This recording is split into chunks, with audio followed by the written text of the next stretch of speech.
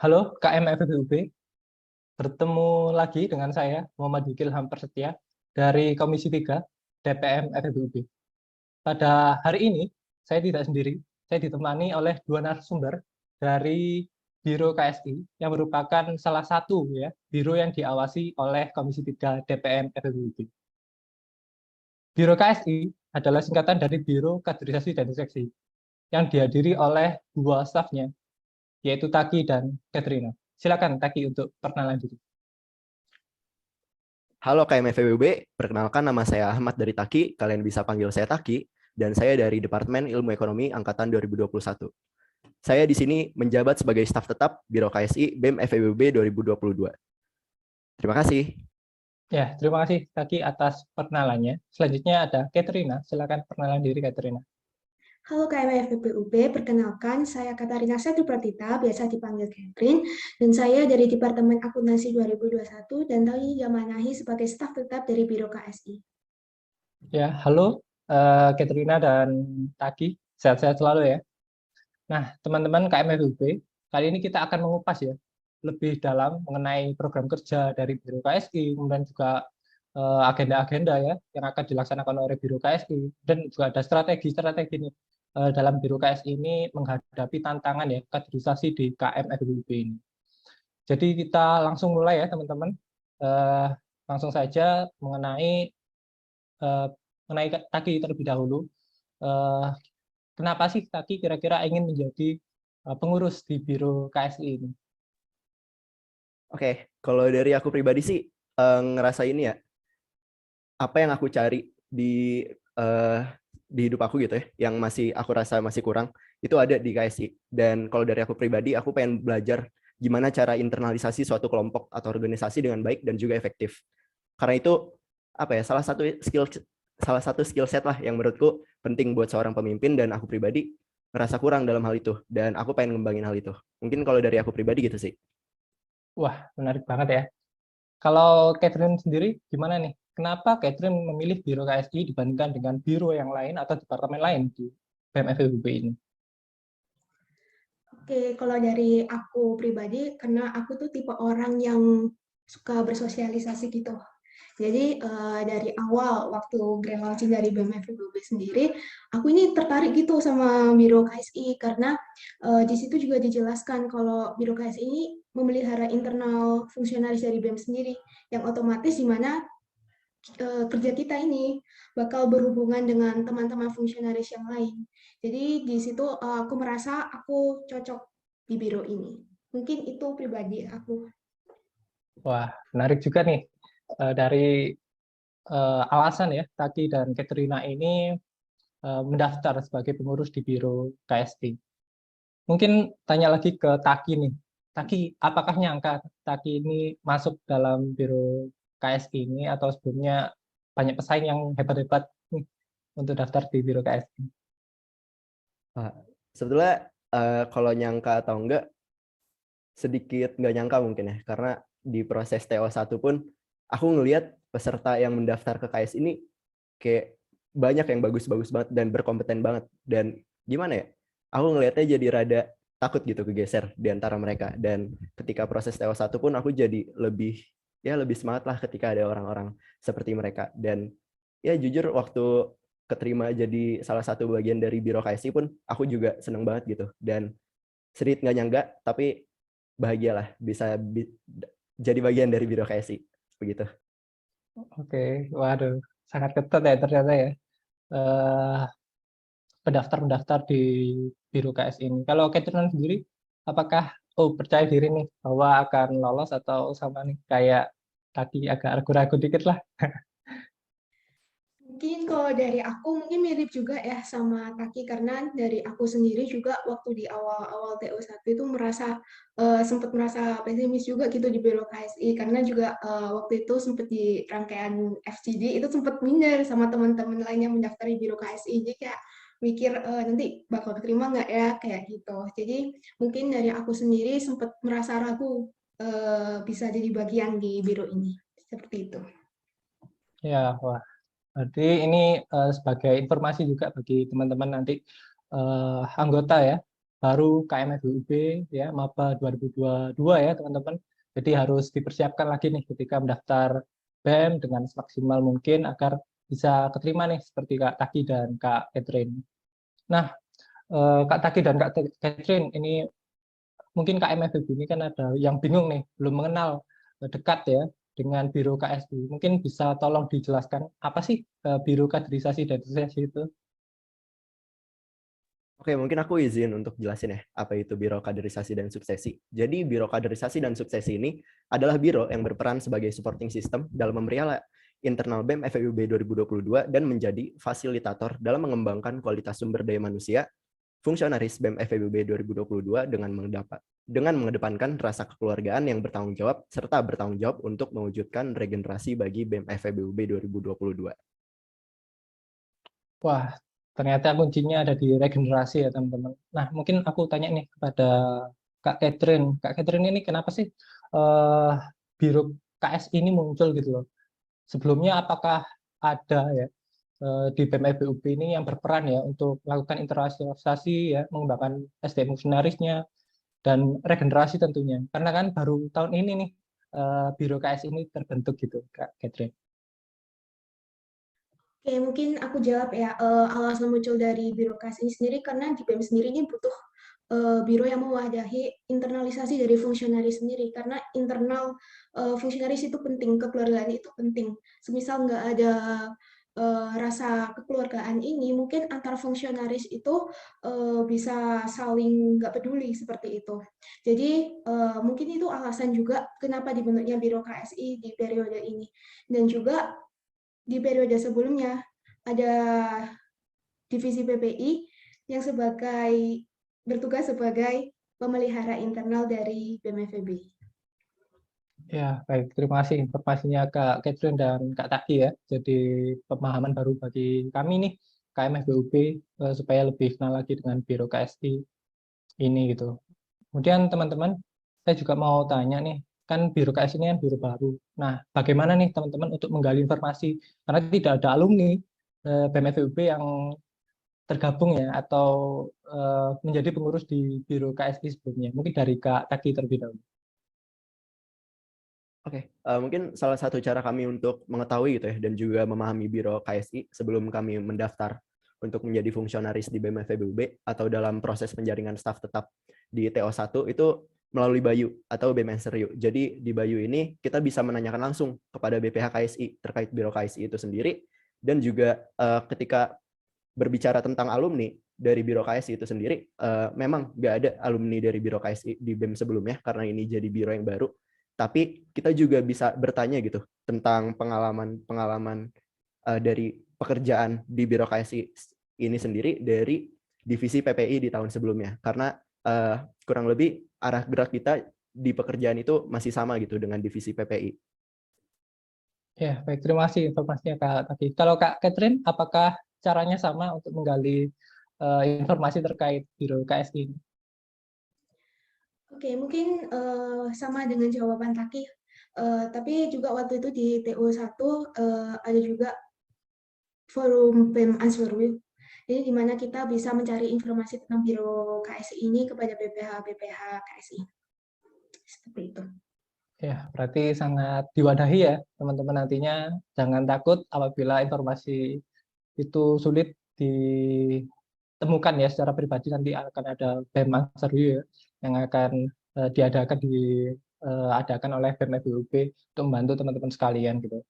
Kemudian untuk bicara mengenai Biro Kaderisasi dan Suksesi, ini kan tidak lepas ya kaitannya dengan berbagai program kerja yang dilakukan selama 1 periode ke depan ini. Gitu. Mungkin bisa tolong dijelaskan ya, proker yang pertama yaitu Fundey. Kak Taki, silakan.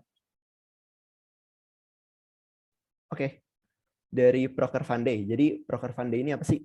Proker Fundey ini merupakan program harian yang memfasilitasi fungsionaris dalam proses internalisasi melalui berbagai media interaktif dan sebagai sarana edukasi yang terdiri dari Senin Mengenal, English Day, Sekreto, atau Sekret online atau offline, Dino Jowo, Jumat Bucin, Budaya Cinta Indonesia, Instagram for Us, dan juga Open Topic.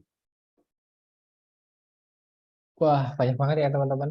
Nanti itu bakal menambah ya skill-skill dari pengurus ya BEM FEB terkait Dino Jowo dan lain sebagainya tadi, supaya bisa bahasa Jawa ya tentu ya, sebagai mahasiswa yang berdomisili ya atau melakukan perkuliahan di Jawa Timur tentu ya akan sangat berinteraksi ya dengan masyarakat-masyarakat yang seringkali menggunakan bahasa Jawa, itu penting sekali ya. Kemudian BEM juga mewadahi dengan adanya Fande ini supaya teman-teman bisa mengenal lah ya atau belajar ya bersama-sama terkait bahasa daerah tersebut. Kemudian mungkin aku tanya ke Kak Katrina nih, mungkin tantangan yang dihadapi nih selama menjalani atau menjalankan ya program kerja Fande ini apa aja sih Kak tantangannya gitu?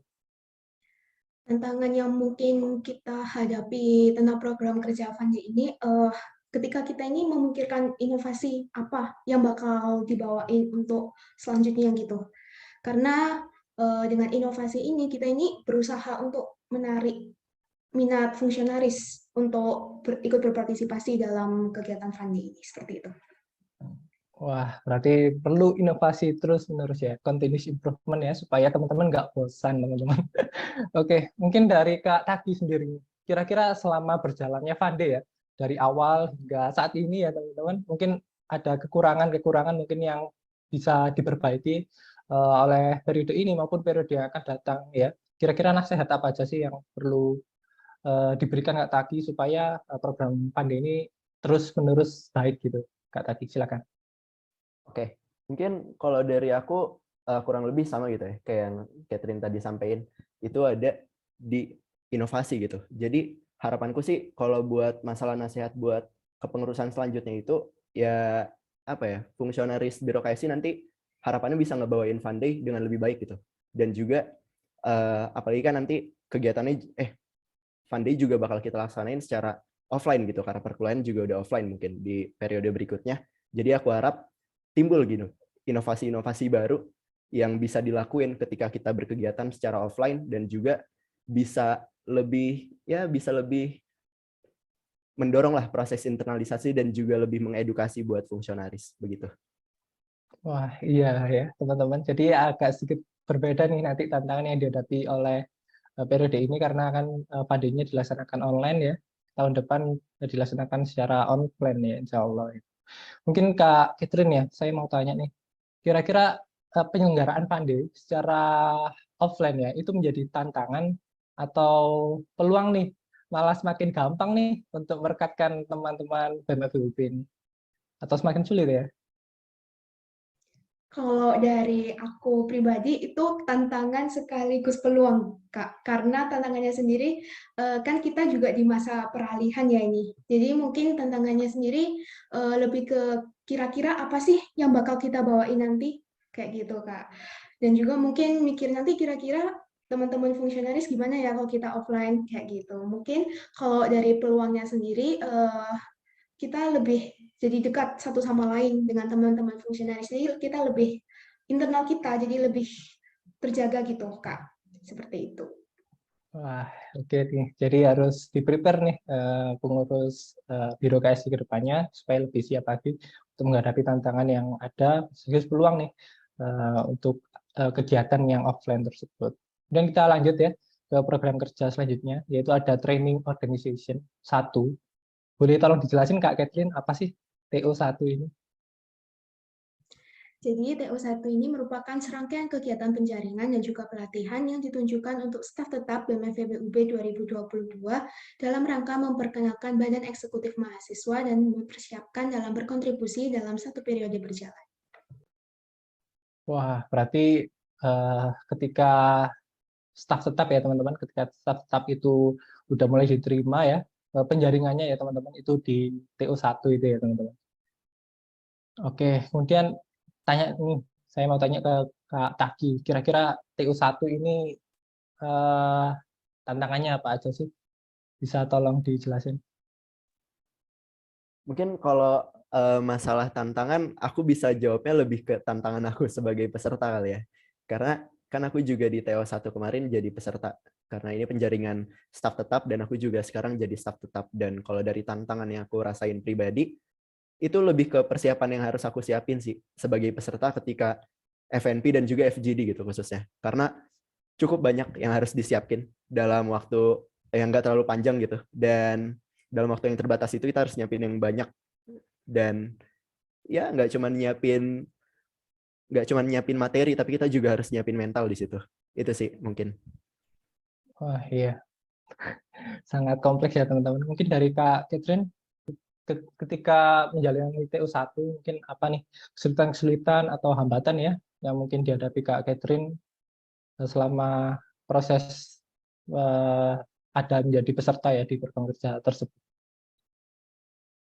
Oke, mungkin kalau dari aku juga sama kayak Taki tadi ya Kak, karena juga kita selain nyiapin materi juga nyiapin mental, karena ngelihat juga dari pesaing yang puluhan lebih, itu kita juga kayak lebih mikir gitu Kak, kira-kira gimana nanti bakal keterima atau enggak, lebih kayak gitu sih Kak. Oke, oke. Ada yang sulit nggak teman-teman ketika menjalani TU1 ini? Apakah soalnya terlalu menguras pikiran atau timeline yang mepet ya, berdekatan sehingga teman-teman kurang prepare atau bagaimana itu teman-teman? Bisa tolong di-share mungkin dari Taki terlebih dahulu. Kalau perihal timeline yang mepet gitu-gitu, aku ngerasa enggak sih. Kalau kita harus bandingin TO1 ini dengan TO2 sebelumnya yang menjaring staf magang gitu ya. Secara timeline dan lain sebagainya, secara rangkaian gitu ya, itu dikemas lebih bagus menurutku dibanding TO2 sebelumnya. Dan ya alhamdulillah sih. Gitu lah. Oke, oke. Aku mau tanya lagi ke Kak Catherine, kira-kira manfaat yang didapat di TU1 itu menjadi bekal yang berharga untuk menjalani kepengurusan di periode ini, Kak Catherine. Bisa tolong dijelaskan ya manfaatnya apa aja sih mengikuti TU1 itu? Oke, mungkin kalau dari aku pribadi, manfaat dari TO1 sendiri mungkin yang pertama ini sih Kak, kayak lebih buat aku untuk berpikir kritis lewat rangkaian FGD-nya, karena di situ kita juga bisa dibilang itu untuk menyampaikan pendapat-pendapat tentang isu yang dibawakan waktu itu. Untuk yang kedua juga manfaat di TO1 sendiri bisa dibilang aku bisa kenalan dengan banyak teman yang sebelumnya belum aku kenal gitu. Jadi kayak relasiku tuh nambah karena TO1. Mungkin dari aku itu sih, Kak. Wah, berarti perlu nih nanti eh, perlu ditingkatkan juga, perlu dikembangkan juga ya mengenai TU1 ini ke depannya ya supaya bisa bermanfaat nih sesuai dengan keinginan ya dan BUB supaya pengurusnya juga kritis-kritis perlu dilanjutkan dari program kerjanya. Oke, kemudian kita lanjut ya ke teman-teman ke program kerja di DBEM. Kira-kira apa sih program kerja di DBEM? Itu kan singkatan ya, kemudian kepanjangannya mungkin apa? Udah dari Kak Tati, tolong dijelaskan. Oke, program kerja di DBEM. Jadi di DBEM ini apa sih? Di DBEM ini merupakan singkatan ya. Jadi singkatan dari Diary and Dialogue BEM. Dan program kerja ini tuh merupakan sarana fungsionaris untuk menulis, bertanya, bercerita, berkreasi, dan juga berkeluh kesah yang dituangkan dalam bentuk video interaktif, serta pesan tertulis melalui grup Line, Instagram internal, dan juga buku diary BEM yang ada di Secret nanti. Wah, macam-macamnya banyak ya teman-teman untuk menyurahkan pendapat ya, cerita dan lain sebagainya. Dari Kak Catherine sendiri, selama menjadi pengurus ini, kira-kira apa nih hambatan pelaksanaan program kerja di DBEM ini? Mungkin kalau dari Didi BEM sendiri, hambatannya itu lebih ke menarik minat keikutsertaannya dari fungsionaris sendiri sih, Kak. Karena dari Didi BEM sendiri tuh kita harus bawain sesuatu yang tema yang fun gitu. Jadi kalau misalnya dari tema kita sendiri kurang menarik, mungkin dari teman-teman fungsionaris itu juga kayak bingung atau males gitu Kak, mau cerita gimana kayak gitu. Dan juga dari Didi BEM sendiri itu kepinginnya itu memberi tema-tema yang menarik dan relate sama kondisi yang dihadapi oleh teman-teman fungsionaris. Seperti itu Kak.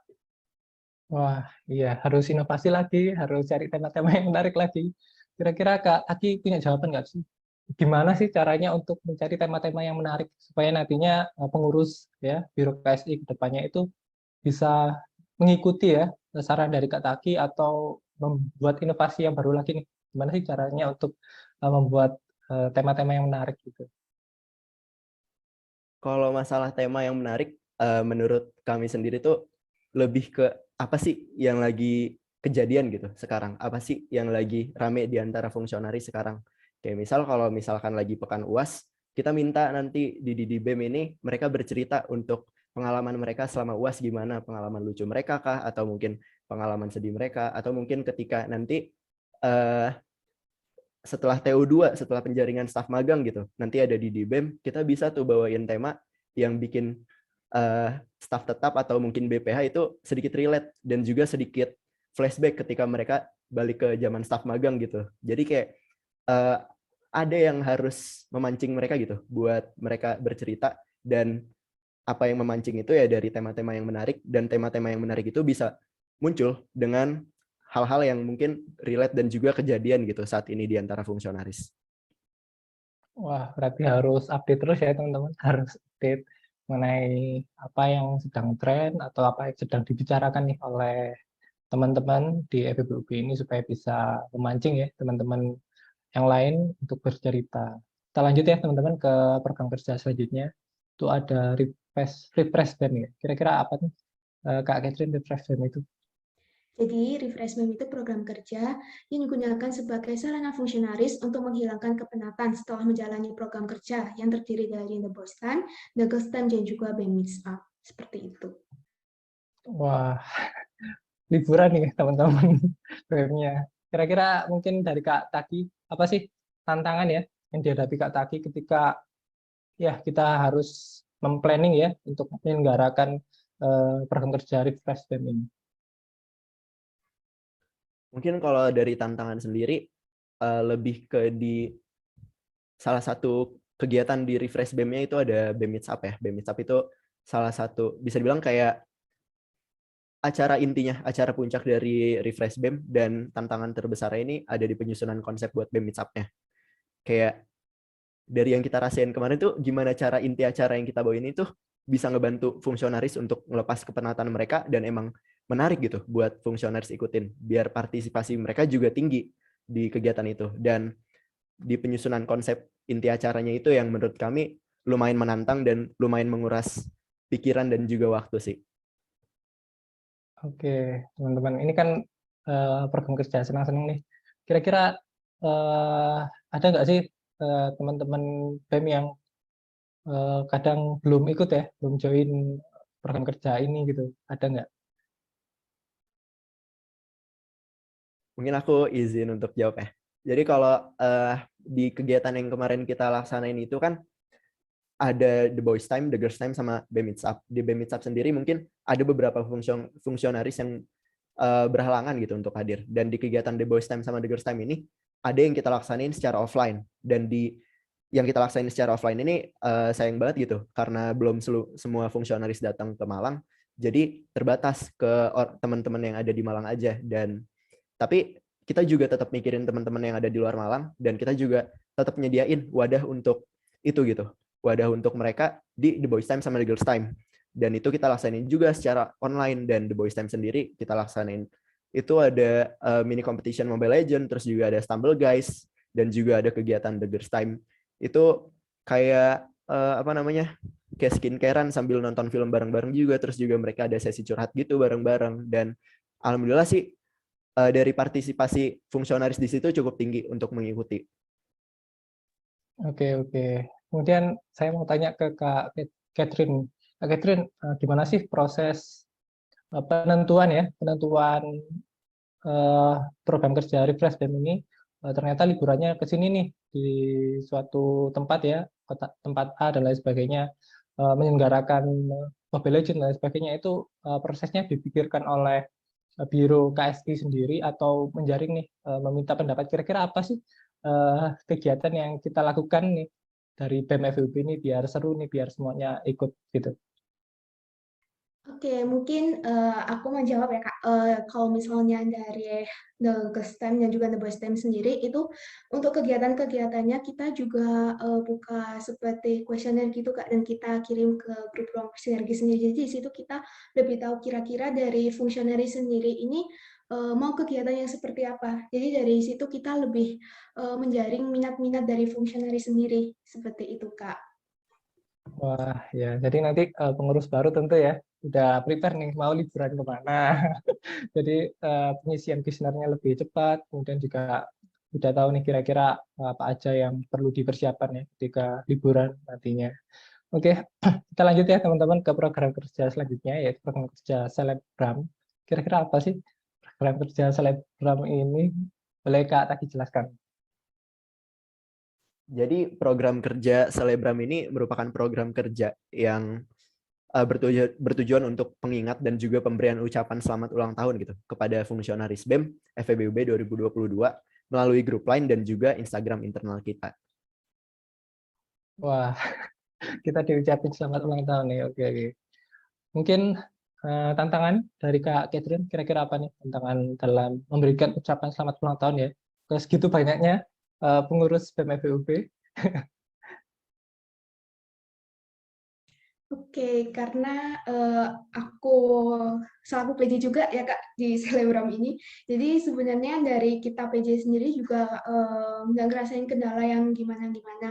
Mungkin juga agak effort itu waktu awal kita menghimpun dari ulang tahun fungsionaris sebanyak 129 fungsionaris itu kita himpun, dan di situ agak kesulitannya di situ sih Kak, karena kita harus menghimpun ulang tahun fungsionaris yang sebanyak itu. Mungkin di situ aja sih Kak. Oke, oke. Makasih informasinya Catherine ya. Mungkin dari Taki kira-kira ucapan selamat ulang tahunnya apa dari chat grup ya baik di Line atau di WhatsApp atau bagaimana nih itu ucapan atau di Instagram mungkin bisa tolong dijelaskan Taki. Jadi untuk Selebgram sendiri, ketika ada fungsionaris yang berulang tahun gitu, kita bakal ngasih ucapan selamat ulang tahun di grup besar Ruang Sinergis. Dan kalau sekarang gitu kita juga ada video ucapan gitu dari BPH atau dari staff lain yang nantinya akan diupload juga di Snapgram, Instagram internal kita. Selain itu, fungsionaris yang berulang tahun juga bakal dapetin e-birthday card dari kita, Biro KSI, yang berisi ucapan dan juga harapan untuk mereka. Wah, menarik ya teman-teman. Ada video, ada stiker dan lain sebagainya. Jadi jangan lupa ya teman-teman apabila daftar ya nantinya, jadi nanti akan diucapin nih oleh teman-teman Biro KSI ketika daftar menjadi pengurus BEM nantinya. Oke, kemudian ada program kerja ya. Selanjutnya ada SIT. Apa sih SIT dari Kak Catherine? Mungkin tolong dijelaskan. Jadi SIT itu Self Improvement Time, yaitu kegiatan seminar atau pelatihan guna meningkatkan soft skill maupun hard skill dan ilmu organisasi, serta berbagai pengembangan yang dibutuhkan fungsionaris melalui kegiatan upgrading internal dan kegiatan improvement center.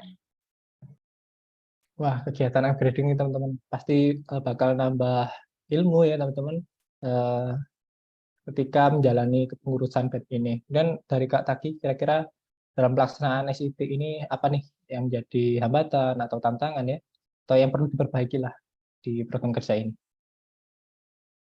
Kalau dari program kerja self improvement time ini sendiri kan terbagi jadi 2 kegiatan itu ya. Yang pertama dari improvement center sama dari upgrading internal, dan keduanya ini menurutku punya tantangannya masing-masing gitu. Dan tantangan di improvement center ini mungkin ada kesulitan yang kita rasakan kemarin, itu ada kesulitan untuk mencari pemateri eksternal yang sesuai dengan materi yang dibawakan gitu. Dan juga kita juga nyari pemateri yang emang bisa ngebawain materi ini tuh dengan asik, dengan menarik, sehingga nanti fungsionaris nggak ngerasa terbebani ketika mereka harus mengikuti seminar yang kita laksanakan. Dan untuk upgrading internal sendiri, lebih ke ini sih, kami kesulitan mencari waktu pelaksanaan gitu, karena kita perlu menyesuaikan dengan jadwal biro atau departemen masing-masing gitu. Dan ketika pelaksanaan upgrading internal kemarin ini udah mulai padat di pertengahan periode. Dan mungkin kalau misalkan saran gitu buat kedepannya untuk upgrading internal bisa lebih dirapihin gitu pelaksanaan, dan juga bisa lebih dibikin leluasa aja.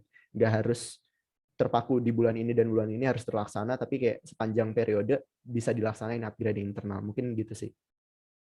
Oke, makasih informasinya Kak Taki. Saya ingin tanya ke Kak Catherine nih, kira-kira perumusan ya, materinya itu seperti apa? Karena kan tentu teman-teman itu juga haus ya akan pengetahuan ya, mungkin bisa berbeda ya satu fungsionaris dengan fungsionaris lainnya. Itu gimana nih untuk akhirnya memutuskan bahwa materi ini yang akan dibawakan di SIT?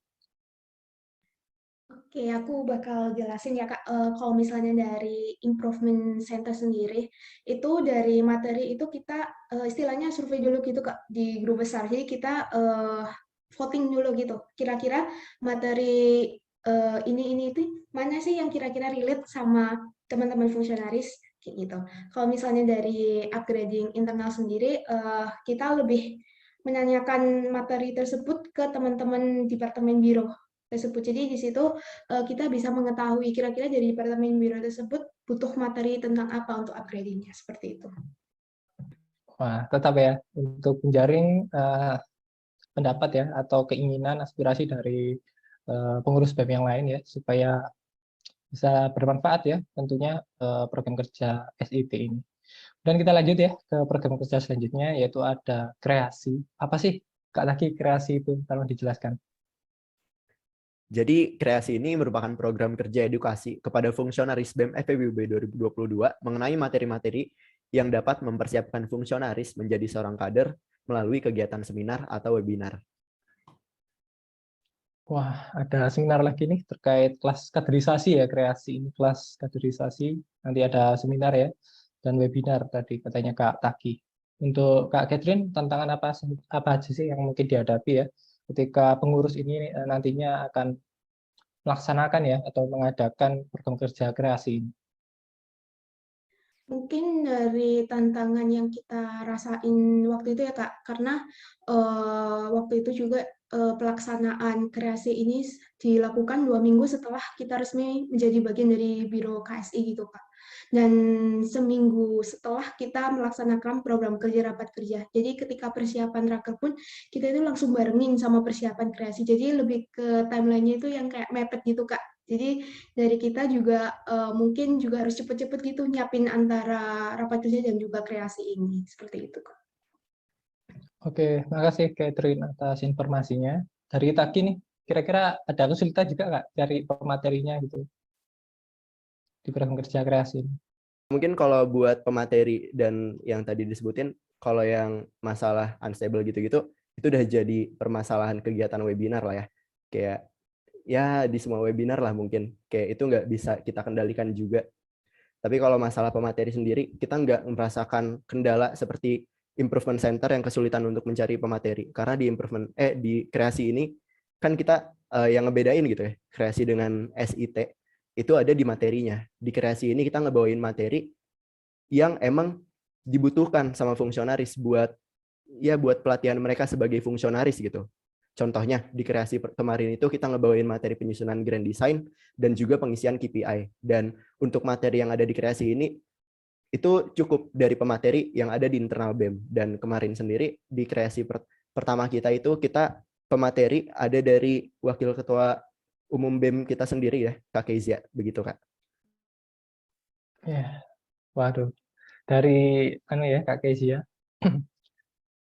Oke, kemudian dari Kak Catherine nih, kira-kira ketika pelaksanaan dari kreasi tersebut, apakah teman-teman itu tentunya kan harus praktek ya dalam pengisian KPI dan lain sebagainya, apakah ada kendala jika dilaksanakan secara offline? Mungkin kalau dilaksanakan secara offline sendiri, kendalanya dari kita mungkin dari teman-teman fungsionaris itu mungkin ada yang bingung gitu juga. Karena dari online sendiri itu dari pengalaman kreasi sebelumnya itu ada beberapa fungsionaris itu yang telat ngisi, Kak. Jadi kita harus seperti nge-PC-in satu-satu gitu biar teman-teman mau ngisi semua. Jadi mungkin di offline sendiri kita harus mikir cara gimana sih biar semuanya ini mau ngisi gitu. Kayak gitu sih, Kak. Ya, tentu sama ya, kayak pembelajaran akuntansi ya. Jadi apabila online tentu lebih sulit ya dibandingkan pembelajaran secara lainnya gitu. Oke teman-teman, kita lanjut ya ke program kerja selanjutnya, yaitu ada program kerja rapat kerja. Mungkin Kak Taki bisa tolong dijelaskan rapat kerja itu program kerja seperti apa?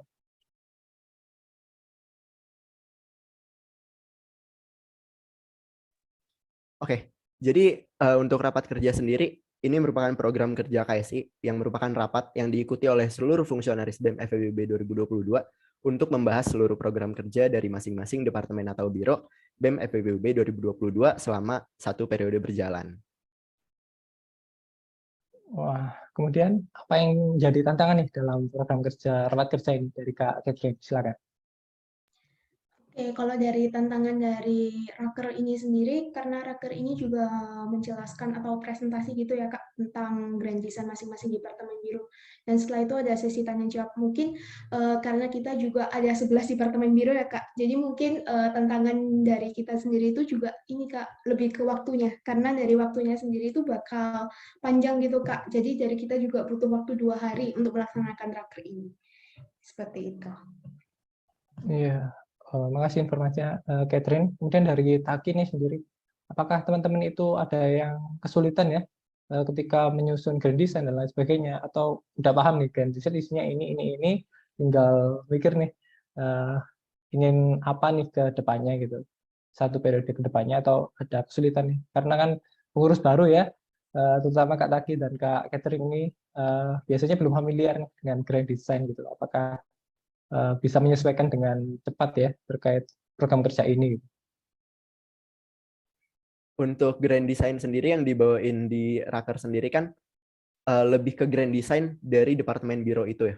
Jadi kita sebagai staff sebetulnya nggak terlalu ikut andil dalam penyusunan grand design-nya, tapi lebih ke BPH yang nyusun grand design dari setiap program kerja yang ada gitu. Kayak di biro KSI sendiri gitu, yang nyusun grand design-nya ya dari BPH. Dan kalau masalah penyusunan grand design yang dilaksanakan sama staff, itu lebih ke grand design di grand proker-nya. Dan di penyusunan grand design di grand proker ini, dulu memang dirasa banyak kendala gitu. Dan itu juga jadi salah satu alasan kenapa program kerja kreasi yang sebelumnya tadi kita bahas juga gitu, itu muncul. Karena di program kerja kreasi kemarin, kita juga bahas tentang penyusunan grand design, begitu. Wah, saling melengkapi ya antar satu program dengan program kerja yang lainnya. Baik, terima kasih informasinya dari Kak Taki dan Kak Catherine. Kita lanjut ya ke program kerja selanjutnya, yaitu ada program kerja rapat evaluasi. Mungkin bisa tolong dijelaskan lebih lanjut Kak Catherine ya, apa sih program kerja ini gitu. Jadi, rapat evaluasi itu adalah rapat yang dihadiri oleh fungsionaris BEM FEBUB 2022 untuk mengevaluasi serta memberikan rekomendasi kepada seluruh program kerja dari masing-masing departemen atau biro BEM FEBUB 2022 di setiap setengah periode berjalan. Wah, memberi evaluasi ya kepada program kerja dari departemen atau biro di BEM FEUB. Kemudian dari Kak Taki sendiri, kira-kira apa nih tantangan, hambatan yang ditemukan ketika pelaksanaan program kerja ini? Mungkin kalau dari tantangan dan hambatan lebih apa ya, sama sih kurang lebih kayak rapat kerja gitu, kayak yang udah disebutin sebelumnya. Kita kan ada 11 departemen biro, dan dari pemaparan capaian, evaluasi, dan juga rekomendasi dari masing-masing departemen biro itu kan cukup memakan banyak waktu ya. Dan di situ yang jadi masalah dengan memakan yang banyak waktu, ngebuat fungsionaris mungkin lumayan kelelahan gitu untuk mengikuti rapat evaluasi yang dilaksanakan selama 2 hari ini. Dan kalau misalnya kita laksanain secara 1 hari pun bakal lebih capek lagi karena harus dari pagi sampai malam mungkin ngelaksanainnya. Ya, waduh, itu ya tantangan-tantangan yang dihadapi oleh pengurus BEM FEUB terutama di biro KSI ini. Mungkin dari Kak Catherine, ketika penyelenggaraan ya rapat evaluasi ini, apakah teman-teman terutama peserta ya memiliki kesulitan ya untuk melakukan eval, karena kan ketika berjalan ya setengah periode tentu ada yang lupa nih kira-kira evaluasinya apa ya dulu ya, itu ada kendala nggak sehingga membuat teman-teman itu kurang aktif, yang aktif mungkin BPH-nya dan lain sebagainya, atau sama rata ya BPH sama pengurus baru ini sama-sama, atau staff ya, staff tetap ini sama-sama aktif semuanya gitu untuk memberikan evaluasi satu sama lain. Mungkin itu juga salah satu tantangan dari kita juga ya Kak, tentang baik Raffle dan juga Raker, karena bisa dibilang partisipasi dari teman-teman fungsionaris atau peserta untuk memberi evaluasi dan rekomendasi ini juga cukup kurang. Jadi dari itu juga kita ini sebenarnya juga masih mikir nanti kira-kira gimana ya cara buat narik teman-teman fungsionaris buat memberikan evaluasi atau rekomendasi atau sekedar bertanya tentang evaluasi dari Departemen Biro. Seperti itu, Kak. Iya ya, semakin eh, susah juga karena apabila semakin aktif juga banyak pertanyaan lama juga ya penyelenggaraan rapat evaluasinya di sisi juga bagus ya, semakin banyak evaluasi yang disampaikan juga akan semakin memperbaiki ya program tersebut ya supaya lebih baik lagi ya. Eh, itu perlu ya untuk dicarikan waktu yang pas supaya nggak menyita waktu terlalu lama, nggak memforsir ya tenaga karena dilaksanakan secara berurutan dan memakan waktu yang lama itu sih teman-teman. Kita lanjut ya ke program selanjutnya yaitu ada program kerja performance appraisal. Bisa tolong dijelaskan Kak Taki, program kerja itu apa? Jadi untuk performance appraisal ini merupakan program kerja kita yang menjadi wadah internalisasi yang melibatkan BPH dan juga staf melalui forum evaluasi dan rekomendasi BEM FEBUB 2022 serta internal departemen atau biro masing-masing. Wah, mengevaluasi ya teman-teman. Jadi mungkin dari Kak Catherine, kira-kira tantangan dalam penyelenggaraan program kerja performance appraisal ini ada apa aja ya? Mungkin kalau tantangan dari PA ini sendiri karena penyusunan timeline sih Kak, karena di akhir setengah periode ini juga mepet gitu Kak dengan timeline Departemen Biro lain, seperti itu. Jadi padat gitu Kak timeline dari Departemen Biro lain juga. Oke, oke. Mungkin dari Kak Taki, apakah teman-teman terutama staf tetap ya memahami bagaimana cara pengisian performance appraisal yang benar atau ada sosialisasi nih di awal bagaimana sih cara ngisinya gitu. Dari Kak Taki bisa tolong dijelaskan. Jadi untuk performance appraisal ini sendiri itu bentuknya bukan mengisi form gitu kayak kita mengisi KPI di tiap bulan, tapi kita ini tuh lebih ke forum diskusi gitu antara staff sama BPH. Kayak misal ketika aku ngelaksanain performance appraisal ini, aku berdiskusi gitu dengan BPH aku. BPH aku bertiga berdiskusi dengan aku sebagai staff sendiri. Di situ kita juga ya saling berdiskusi satu sama lain terkait apa ya, lebih ke kayak saling sharing gitu aja sih tentang kelebihan kita juga kekurangan kita yang harus diperbaiki untuk setengah periode selanjutnya. Begitu sih Kak. Wah, jadi bisa bonding juga antara BPH dengan pengurus supaya bisa lebih baik ya untuk menjalani kepengurusan ke depannya. Nah, mungkin bisa tolong di spill dikit nih terkait program kerja apa nih terdekat yang akan dilaksanakan oleh Biro KSI ini. Nah, untuk program kerja yang bentar lagi nih kita bakal laksanain. Mungkin kalau tadi kita udah ngejelasin tentang training organization 1, kita nanti juga bakal ada training organization 2. Bedanya apa dengan training organization 1? Di sini kita bakal bawain kegiatan penjaringan untuk teman-teman maba untuk menjadi calon staf magang, begitu. Nah, oke. Nanti bakal ada ya teman-teman training organization 2. Jadi ditunggu teman-teman yang mendaftar sebagai pengurus BEM FEBUB. Nanti bakal ada training organization 2 ya untuk menjaring staf magang bagi pengurus BEM FEBUB. Oke, teman-teman. Kita lanjut ke pertanyaan berikutnya. Jadi teman-teman kan berkaitan erat ya dengan kaderisasi ya. Itu juga saat ini ya juga banyak tantangan selain juga wadah ya kaderisasi atau organisasi itu banyak ada di internal FEBUB, ada di tingkat universitas, ada di luar ya eksternal. Jadi banyaklah wadah ya bagi mahasiswa. Kenapa sih harus milih BEM FEBUB ini gitu teman-teman?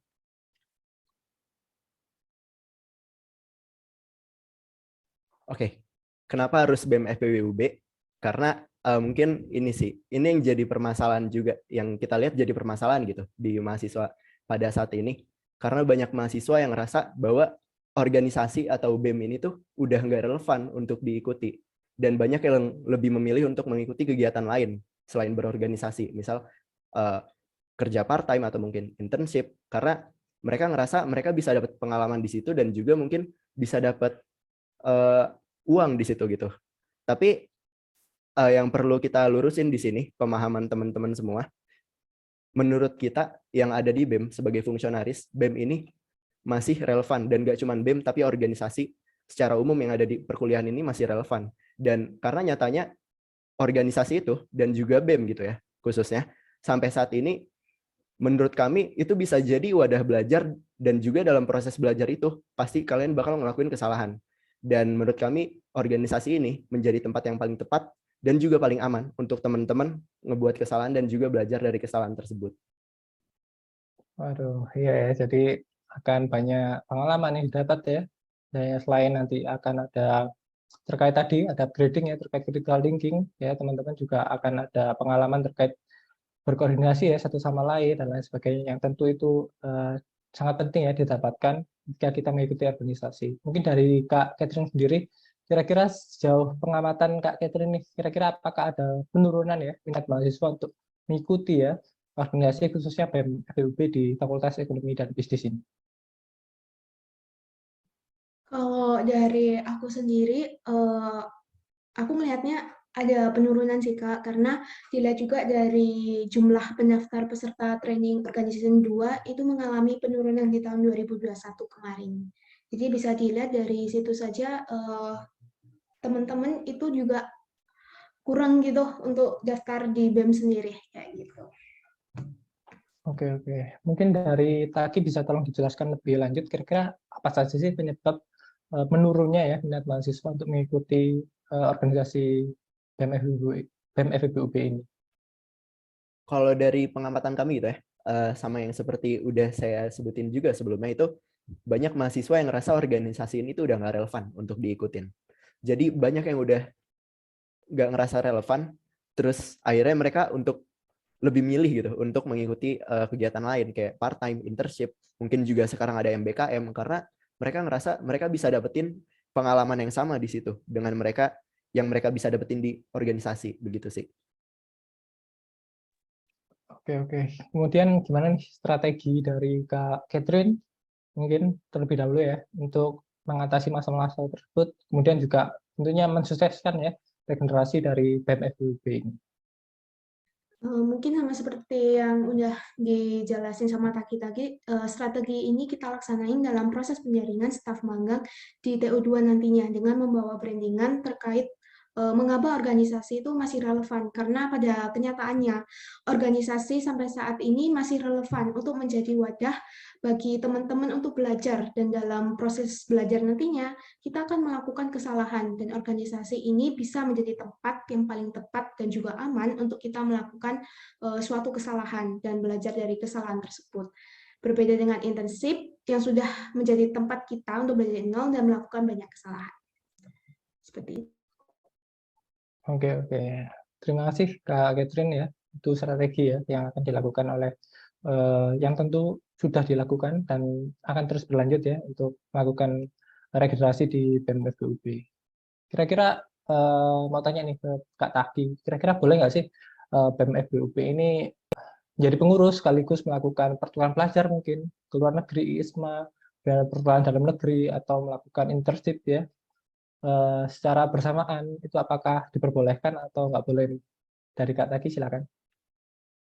Kalau dari sepenglihatanku ya, itu nggak ada sih peraturan yang melarang kita untuk melakukan hal itu. Dan kalau aku ngelihat dari teman-teman fungsionaris yang lain pun ada gitu.